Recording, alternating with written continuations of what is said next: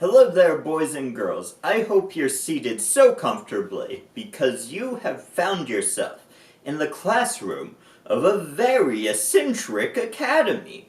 My name is Cademan David, or as Romulans might call me, Mr. Cal. I'll be your teacher of all things nerdy and science fiction and Star Trek and Doctor Who and Star Wars and blah blah blah blah blah. Now, grab your camels and dig around in a pile of hay because today we are reviewing the Star Trek Voyager episode, The Eye of the Needle.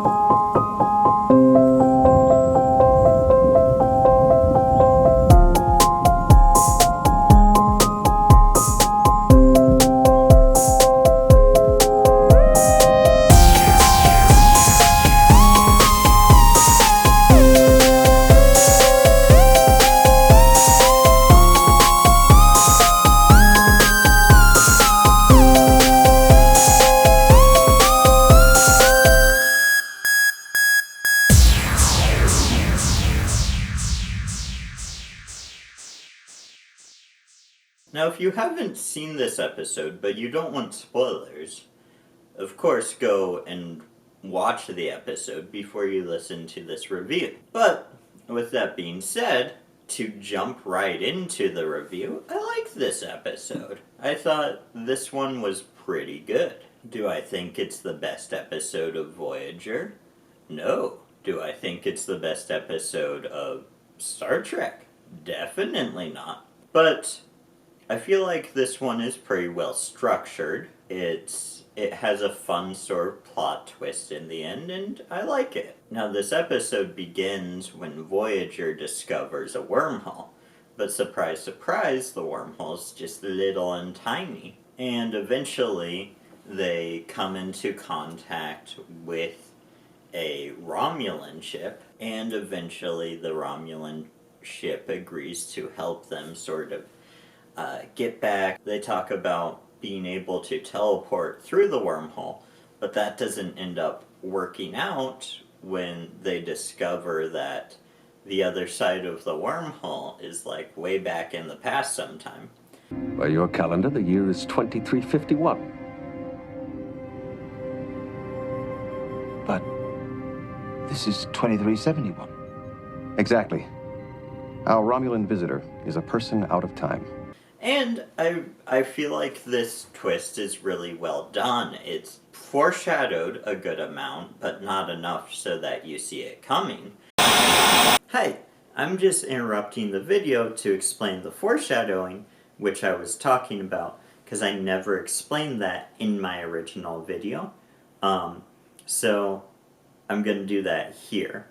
So basically, it's when the Vulcan first, sort of scans the ship, he says, I haven't heard of this class of starship.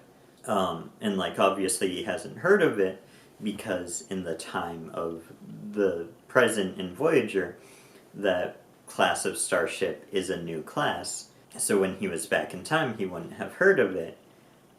So, there's a nice little piece of foreshadowing in that, and they give the excuse that, oh, well, maybe he hasn't heard of it because, he's been out in space and, they haven't told him, basically. Anyway, with that being said, I just appreciate that there's that nice little bit of foreshadowing here, so, yeah. Which is really how you want to handle a plot twist like this, is you want it to be where people can look back and say, oh, I should have known because of this and this and this.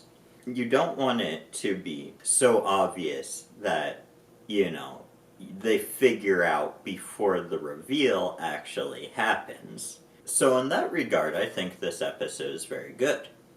Now, there is other plot lines in this episode. We follow the Doctor becoming more of a person, and at the end of this episode, he tells Kes he wants a name, which is a plot that will continue going forwards with this character.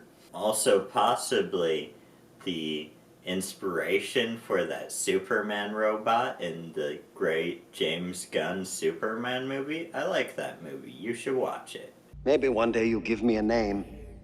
Well, 4's a name. So is Gary.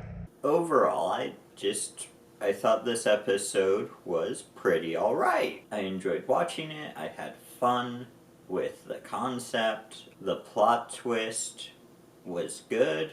I remember the first time watching this, which was quite a while ago, probably about a year ago now, but I do remember being kind of surprised by the plot twist and being like, oh, that was a neat little plot twist. And also I want to point out this line from the Doctor. No, not that Doctor, the other Doctor. There we go. That's better. And that's the line where he tells Kes that he has to see himself as more than just a medical hologram. Captain Janeway has made me realize that I must function as more than an emergency medical replacement. I must think of myself as a member of the crew. You're absolutely right. And I think that's something that's sort of applicable for all of us. A lot of times we feel like unqualified to do certain things maybe, or stuff like that.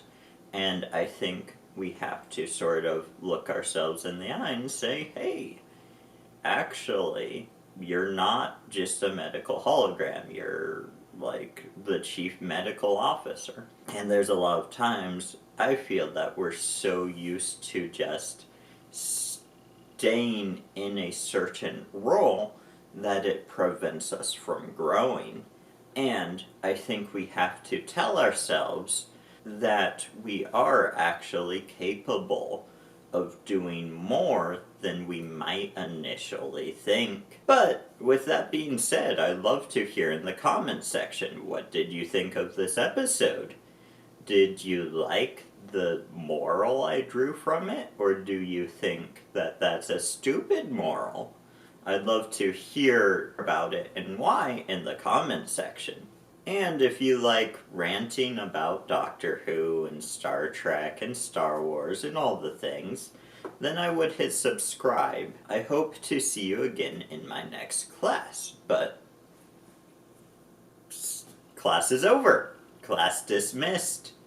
Enjoy your life and live fantastic. Farewell.